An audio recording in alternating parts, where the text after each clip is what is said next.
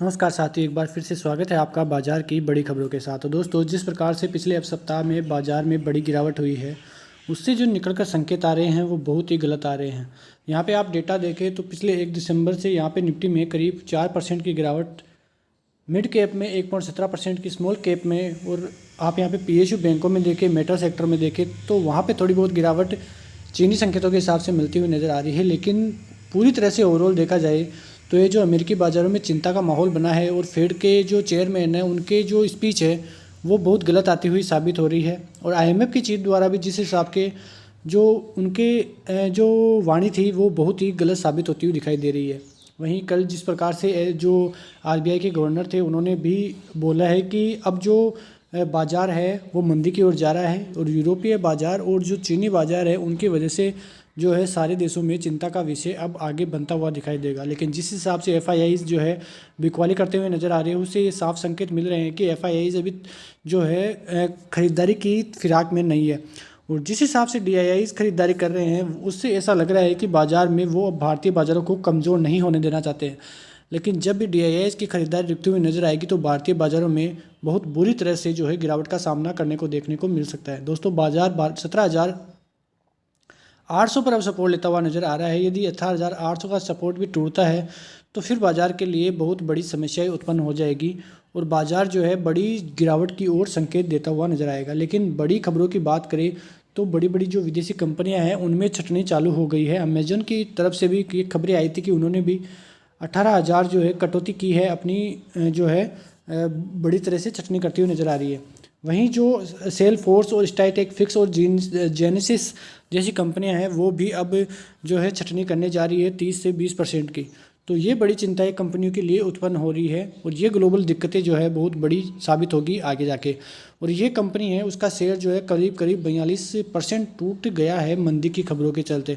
तो ऐसी दिक्कतें जो है बहुत बड़ी निकल कर सामने आ रही है और जो विदेशी कंपनियां हैं वहाँ पे गिरावट का बहुत बुरी तरफ से आप देख सकते हैं कि किन कंपनियों में बैंकरप्सी आ रही है और कोई कंपनियाँ बहुत बुरी तरह से गिरती हुई नज़र आ रही है।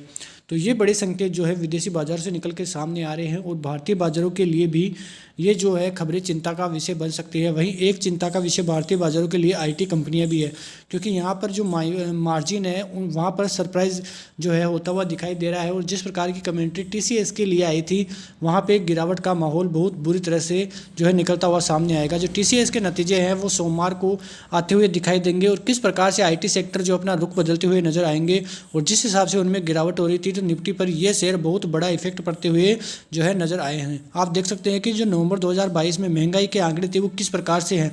भारत में इतनी ज़्यादा ग्लोबल महंगाई नहीं और जिस प्रकार से भारतीय बाज़ारों के लिए जो जीडीपी ग्रोथ रेट आई थी वो अब थोड़ा जो है शांति भारतीय बाज़ारों में देती हुई नजर आएगी। आप यहाँ पे देख सकते हैं कि फाइनेंस 2023 में जीडीपी जो ग्रोथ रेट है वो 7% रहने का अनुमान है।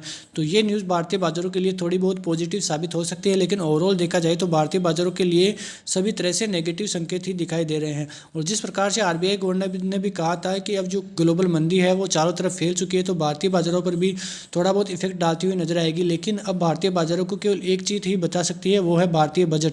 यदि बजट भारतीय बाज़ारों के लिए सही आता है तो फिर भारतीय बाज़ार फिर रॉकेट बनने के लिए तैयार हो जाएंगे, क्योंकि ये जो है चुनाव से पहले का बजट है और बड़ा बजट है, इसलिए यहाँ पे बहुत बड़ी बड़ी घोषणाएं हो सकती है और ये बजट ही भारतीय बाज़ारों को बचा सकता है। लेकिन ओवरऑल देखा जाए तो सभी तरह से और चारों तरफ से नेगेटिव संकेत भारतीय बाज़ारों के लिए आ रहे हैं।